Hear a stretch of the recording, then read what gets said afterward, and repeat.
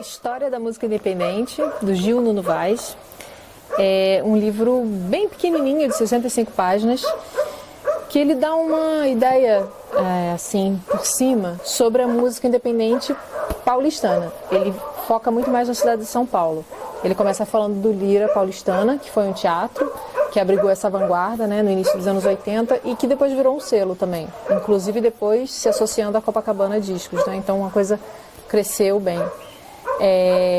Esse momento, esse início dos anos 80, com esses diversos compositores e intérpretes muito ousados musicalmente, né, o Itamar Assunção, o Arrigo Barnabé, a Nausete, a Eliette Negreiros, Tetê Espíndola e vários outros, esse momento foi chamado de virada paulista, foi se dando essa denominação para falar desse momento especial que estava acontecendo ali na cidade. O Hélio Ziskin, ele é um compositor e integrante do Grupo Rumo, ele dizia que a produção independente resultou de ações mais ou menos concomitantes de músicos, grupos e pessoas ligados a estúdios, em busca de recursos para registrar seus trabalhos.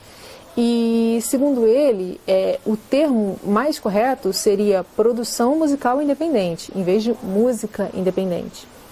Mas o Fernando Alexandre do Lira Paulistana, falou que esse termo ele foca muito exatamente nisso, na produção musical e não na estética. Então, esse termo ele em si, ele já não acaba não sendo o termo que eles mais gostam, que os próprios músicos independentes gostam. Mas o autor, o Gil, fala, bom, como a gente sabe o que se está querendo dizer com esse termo, a gente vai usar independente, inclusive no título do livro, porque é esse o termo que se consagrou. Quando a gente fala sobre música independente, a gente entende que está se falando de pessoas que estão ali às próprias custas, né? Citando um disco do Itamar Assunção.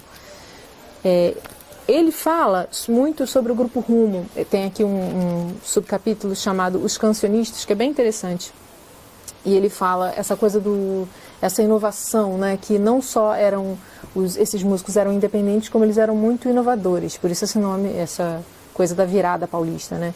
E o Rumo, ele surgiu num contexto muito intelectualizado, né, surgiu de uma tese, de uma dissertação de mestrado do Luiz Tati, que é cantor e compositor do Rumo, e eles quiseram colocar em prática essa dissertação e fazer música para mostrar como é o nome da dissertação, por uma semiótica da canção popular. E o Luiz Tati, ele fala uma coisa bem interessante, aqui tem uma pequena fala dele, o que eles queriam era simplesmente evidenciar, através da radicalização de um procedimento, o que sempre aconteceu na música popular, a entoação.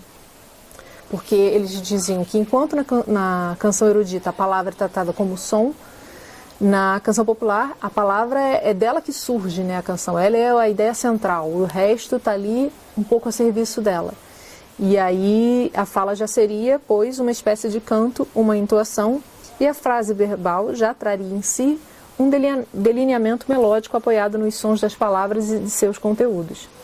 Então achei bem legal a forma como o Gil mostrou um pouco desse pensamento do Grupo Rumo e, sem dúvida, né, a gente pode dizer que é uma música muito intelectualizada, ela nasceu na universidade. Ele também cita aqui um artista que eu particularmente amo, que é o Itamar Assunção, e falando que o Itamar também faz isso e dá um exemplo da canção Vide Verso, Meu Endereço, do Adoniran Barbosa, onde ele coloca essa coisa do canto e depois da fala, do canto e depois da fala.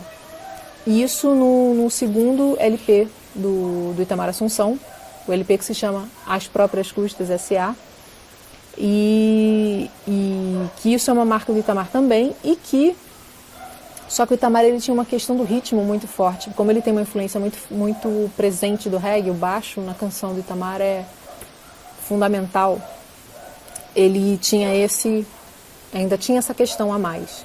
Então o Itamar também foi um pouco além, por isso que eu acho que a canção do Itamar ela alcança muitas pessoas, né? Embora ele ainda seja um artista que muita gente ainda não conheceu, quando chega, ele chega muito bem. Acho que por causa dessa coisa dele forte, do rítmica, que pega a gente.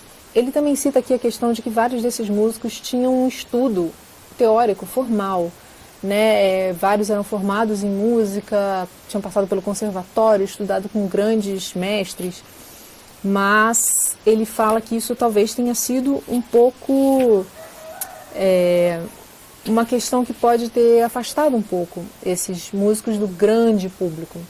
Ele se pergunta aqui ao final, esse é um dos últimos parágrafos do livro, ele fala: surge daí então uma arriscada consideração final, mas não definitiva, de que as várias propostas introduzidas pelos independentes, sem uma unidade estética do tipo dos movimentos anteriores mencionados, bossa nova, tropicalismo, de certo modo reproduzem no campo da MPB o surto de propostas individualistas ocorrido na área da música erudita deste século, cujo distanciamento do público é notório.